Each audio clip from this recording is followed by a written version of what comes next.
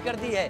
बांग्लादेश में रहने वाले चीन के सिटीजन को सलाह दी है बांग्लादेश में विवाह या शादी करने से पहले 2 बार सोच लें, अवैध शादी और मानव तस्करी जैसे मामलों में ना फंसे।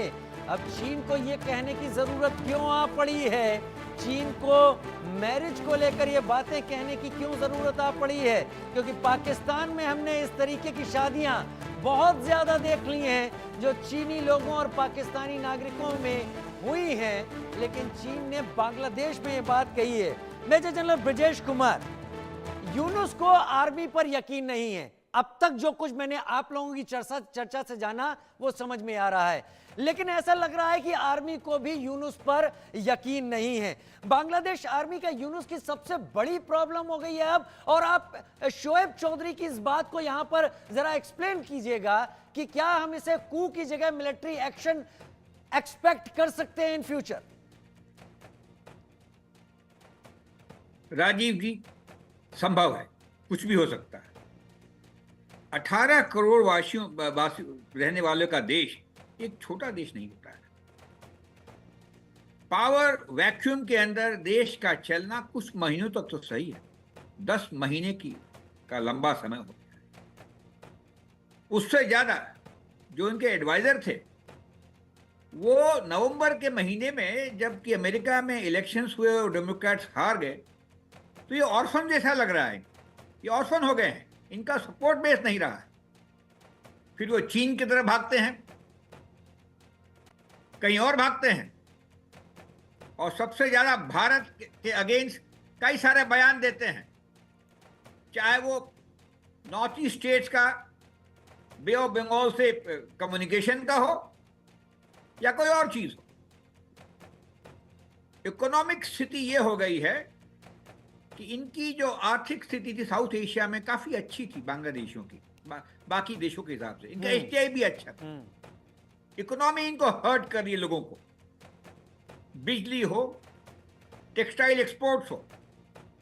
तो इस सब माहौल में जब सरगर्मियां चलती हैं और पॉलिटिकल वैक्यूम रहता है गवर्नेंस के मामले, तो सारे तरह के तत्व यहां पे आते हैं। शुरू में पिछले साल कुछ जमाती एलिमेंट ज्यादा प्रभावित है, लेकिन इन सब चीजों को देखते हुए ये लगता है कि आर्मी का कोई ऑप्शन नहीं बचा है but to take charge. Army ने डिसिप्लिन करने की भी कोशिश की है रूलिंग डिस्पेंसेशन को, चीफ एडवाइजर और उनके लोगों को। खाली एक ही निष्कर्ष निकला, उनको एनएसए ने तो जो कह दिया रखीने कॉरिडोर नहीं होगा, ठीक है, मगर और सारी चीजें बाकी हैं।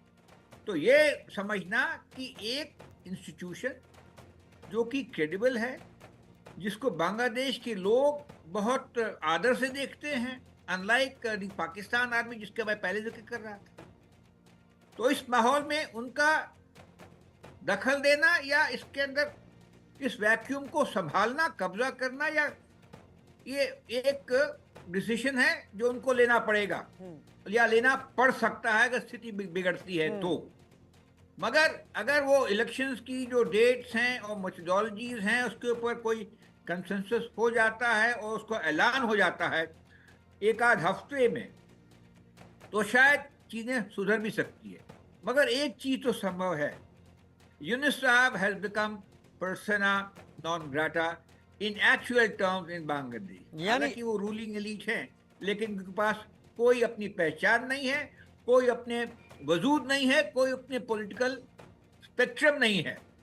और उस तरीके के लोगों से आप ऑर्डिनेंस के द्वारा, अपने एडवाइजर के द्वारा, सब एडवाइजर के द्वारा कैसे बात कर? यानी जैसा शोएब चौधरी कह रहे थे कि prime enemy of the nation Mohammad Yunus Bangladesh के इस वक्त है। जी हाँ, अगर स्थिति खराब होती है तो बांग्लादेश लोगों को किसको बोल सकते हैं? उनके इलेक्टेड रिप्रेजेंटेटिव तो है नहीं है, न लोअर लेवल पे है न स्टेट लेवल पे है, तो सारी उनकी दिशा इसके ऊपर में जाएगी।